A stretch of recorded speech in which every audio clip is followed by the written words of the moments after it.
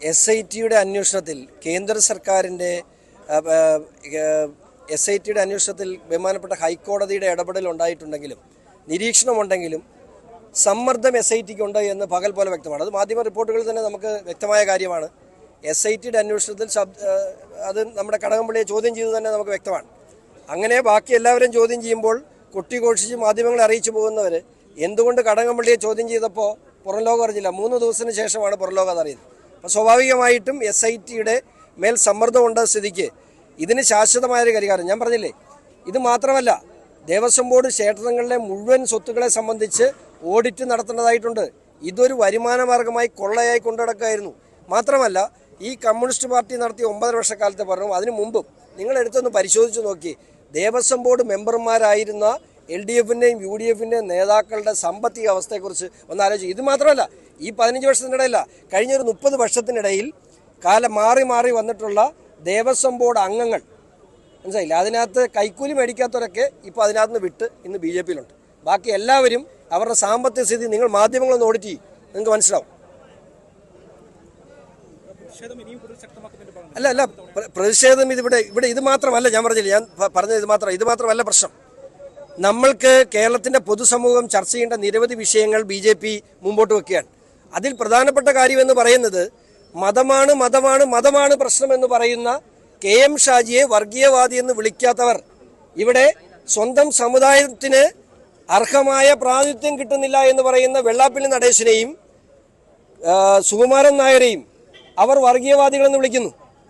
അവർക്ക് നേരെ അസഭ്യവർഷം നടത്തുന്നു. എന്നിട്ട് VD സതീശൻ പറയുന്നു, ഞങ്ങൾ വർഗീയതക്കെതിരെ മരിച്ചു വീഴാൻ ഞാൻ തയ്യാറാണ്. അയാളത് ജമാഅത്തെ ഇസ്ലാമിയുടെ പിന്തുണ വേണ്ടെന്ന് പറഞ്ഞുകൊണ്ട് ജമാഅത്തെ ഇസ്ലാമി പറയുന്ന വർഗീയതക്കെതിരെ പറയാൻ തയ്യാറാണോ? SDP എന്ന പേരുച്ചരിക്കാൻ തയ്യാറാണോ VD സതീശൻ? ആ പേരിനെ കുറിച്ച് പറഞ്ഞ ആൾക്ക് മുട്ടടിക്കും. അപ്പൊ കേരളത്തില് ഒരു വൺ സൈഡ് മതേതരത്വമാണ് നടന്നുകൊണ്ടിരിക്കുന്നത്. ഇത് ജനങ്ങളുടെ മുമ്പിൽ തുറന്നു കാണിക്കണം. കഴിഞ്ഞ 9.5 വർഷക്കാലം ഇടതുപക്ഷം ചെയ്തു ഇത് തന്നെയാണ്.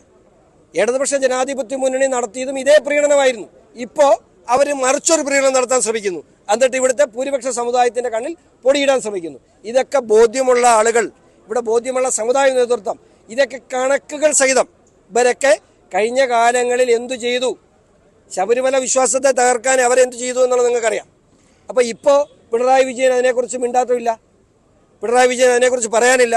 അപ്പോൾ ഇതൊക്കെ കേരള സമൂഹത്തിൽ ഭാരതീയ ജനതാ പാർട്ടി ചർച്ചയാക്കും, കണക്കുകൾ സഹിതം.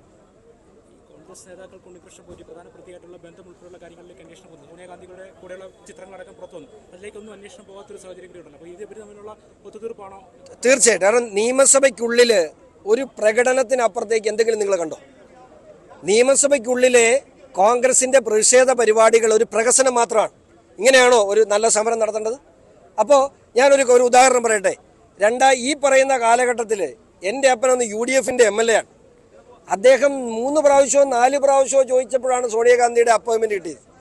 അന്ന് UDFിൻ്റെ ഒരു MLA ആയ PC ജോർജിന് സോണിയാഗാന്ധിയെ കാണാൻ അപ്പോയിൻമെൻറ്റ് ലഭിക്കണമെങ്കിൽ അവരുടെ 3 മുഖ്യമന്ത്രിമാർ പാർട്ടി വിട്ടത് രാഹുൽ ഗാന്ധിയെ കാണാൻ അപ്പോയിൻമെൻറ്റ് കിട്ടാത്തതുകൊണ്ടാണ്.